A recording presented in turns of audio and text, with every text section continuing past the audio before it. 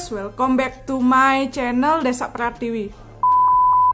Baik guys, kita semua pasti udah tahu kan ya, kalau Korsel atau Korea Selatan itu identik dengan boy band, girl band, K-pop atau drakor. Tapi selain itu ya guys ya, ternyata Korsel ini nggak mau kalah juga dengan Jepang dengan membuat beberapa anime, yang nggak kalah kerennya sih dari anime Jepang kalau menurut aku. Dan hal ini dibuktikan dengan adanya anime-anime yang masuk dan tayang di TV Indonesia. Itu salah satunya yang aku tahu ada anime movie-nya yaitu Yobi The Five-Tailed Fox. Dulu sempat tayang di Global TV tahun 2012. Dari story-nya, animasinya, efek-efeknya itu udah lumayan keren ya guys ya untuk standar. Ya kalau untuk standar anime itu diproduksi kalau nggak salah tahun 2007. Untuk standar tahun-tahun segitu itu udah keren banget ya menurut aku. Mungkin bagi kalian yang belum nonton, coba tonton deh.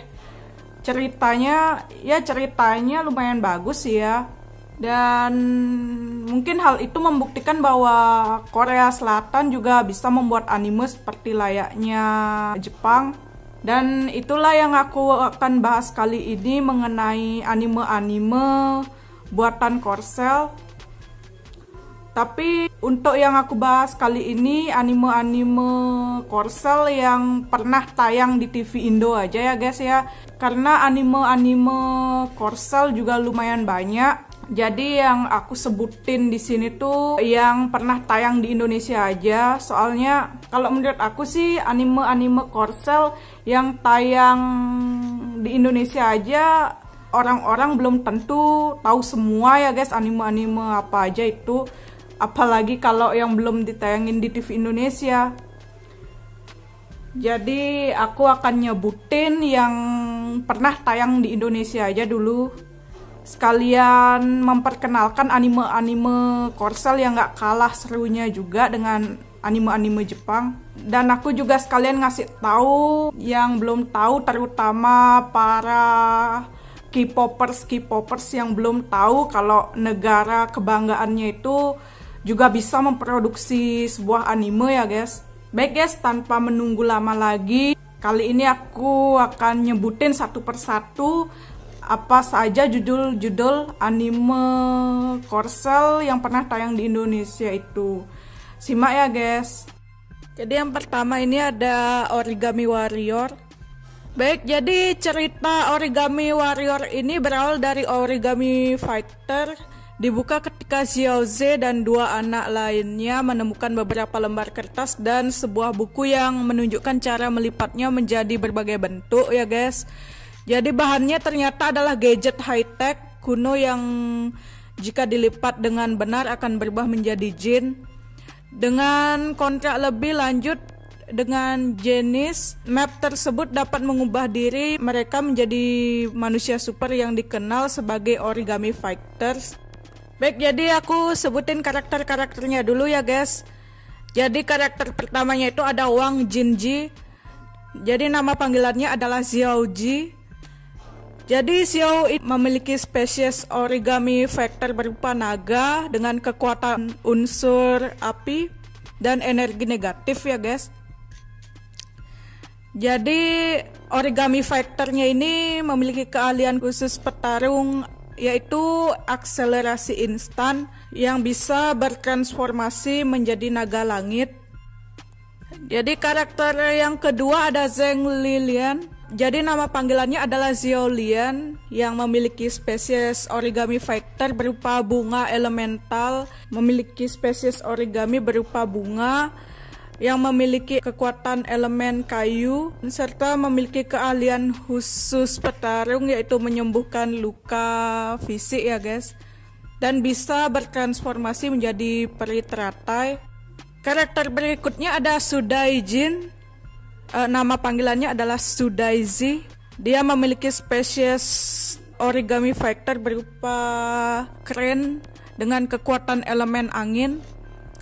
Keahlian khusus petarung origami fighternya adalah terbang dan memungkinkan orang lain terbang yang bisa bertransformasi menjadi seekor elang ya guys. Yang berikutnya ada Gangnam is Dream. Gangnam is Dream ini berputar dari drama sejarah Korea Daejangjam. Meskipun ditujukan untuk penonton yang lebih muda, plotnya pada dasarnya sama, yaitu seorang gadis bernama Gangnam dengan impian menjadi koki istana. Namun garis kompleks korupsi dan bahkan pembunuhan yang ada di Daejangjam tidak muncul dalam mimpi Gangnam. Melalui ceritanya, Gangnam memasuki istana dan membuat orang takjub dengan keterampilan dan kemauannya untuk belajar ya guys. Jadi yang berikutnya ada Yobi the Five-Tailed Fox. Jadi ini anime dalam bentuk the movie ya. Jadi nggak ada episode-episodenya gitu.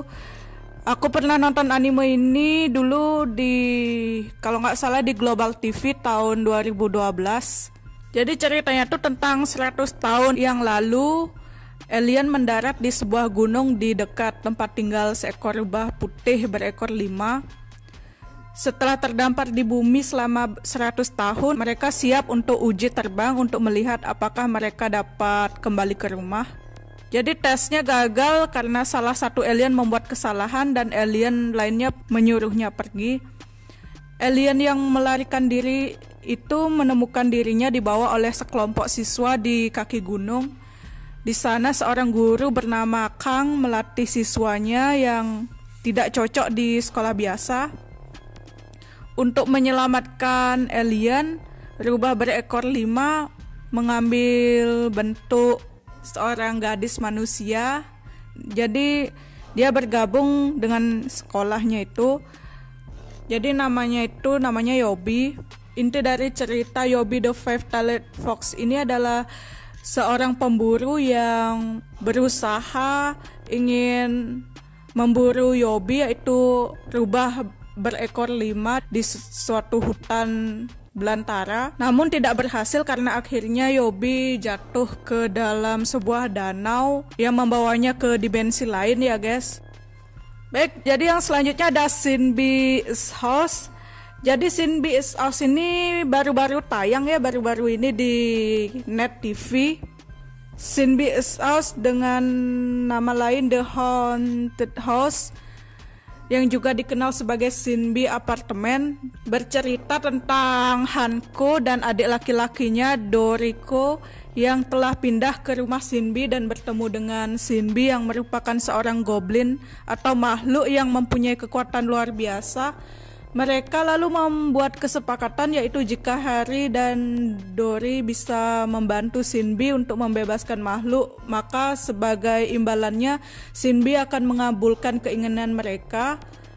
Mereka bertemu dan berteman dengan Jamli, Hyun Woo Kim, dan Kang Lim Choi dan juga seorang pemburu bernama Len. Akhir ada Bugs Bot. Ini juga baru-baru ini tayang ya di RTV. Jadi Bugs Bot Ignition adalah animasi televisi Korea dengan pertempuran robot serangga sebagai genre. Jadi bercerita tentang perang antara kumbang umur panjang dan kumbang rusa untuk melindungi hutan. Dengan kekuatan klakson yang kuat, suatu hari virus yang tidak dikenal menyebar di hutan, berlawanan dengan kumbang umur panjang yang mencoba menyembuhkan hutan. Kumbang rusa yang mencoba membakar hutan pergi berperang, dan untuk memenangkan perang mereka menandatangani kontrak Bugs Buddy dengan manusia ya guys. Jadi karakter-karakter Bugs Bot ini ada Gang Maru atau bisa disebut Marukang, yaitu sebagai tokoh utama yang terpilih sebagai harapan baru kumbang umur panjang. Ia adalah siswa kelas 4 SD yang aktif, tinggal di kota namun menyukai alam.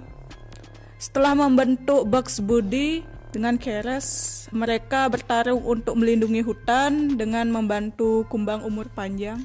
Yang berikutnya ada Hangaram, yaitu teman masa kecil dan saingan Maru, lebih pendiam dan tenang dan lebih rasional daripada Maru dan memiliki cinta bertepuk sebelah tangan untuk Ara. Yang berikutnya ada Goara. Dia adalah seorang siswa sekolah dasar yang cerdas dan aktif sebagai teman sekolah seperti Maru dan Garam, dan terkadang terlihat seperti orang dewasa. Di dunia manusia dia adalah gadis biasa, tetapi di dunia Bugsbot dia adalah Ekora yang membantu Bugsbot dan memurnikan pohon. Baik guys, mungkin itu aja ya anime-anime buatan Korsel. Mungkin kalian ada yang penasaran dari salah satu anime-anime buatan Korsel yang barusan tadi aku sebutin. Mungkin kalian akan cari di YouTube atau di web mana, mungkin terserah. Ya, sekalian aku memperkenalkan kalau anime-anime di luar Jepang tuh banyak yang keren-keren kok.